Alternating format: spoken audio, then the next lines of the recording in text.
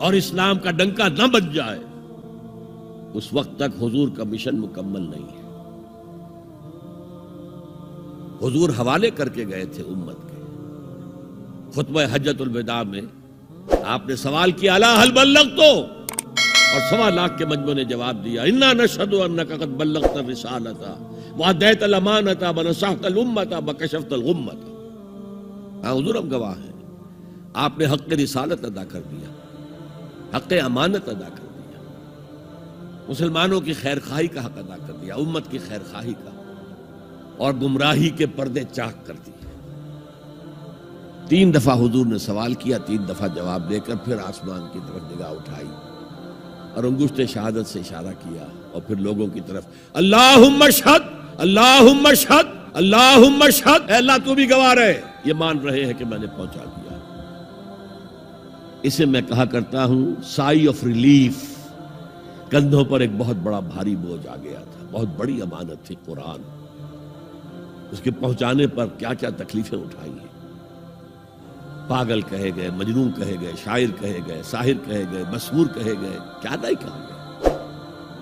اور پھر جو مارے کھائی ہیں، جو 3 سال کی شیب بنی ہاشم کے اندر اسیری تھی، جس میں کھانے پینے کی چیزیں گھاٹی میں داخل نہیں ہو سکتی تھی۔ ہماری جیلوں میں تو آپ کو کھانا تو ملتا ہے، وہاں تو کچھ نہیں تھا۔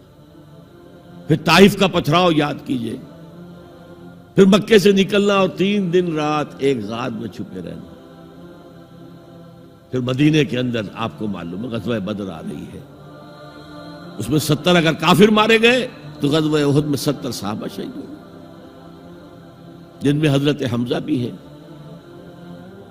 3 رشتے ہیں حضرت حمزہ سے حضور کے، چچا بھتیجا، سب کو بس یہی معلوم ہے، چچا بھتیجا، خالہ زاد بھائی، دودھ شریک بھائی، اور عربوں میں دودھ شریک بھائی حقیقی بھائی کے طور پر ہوتا تھا۔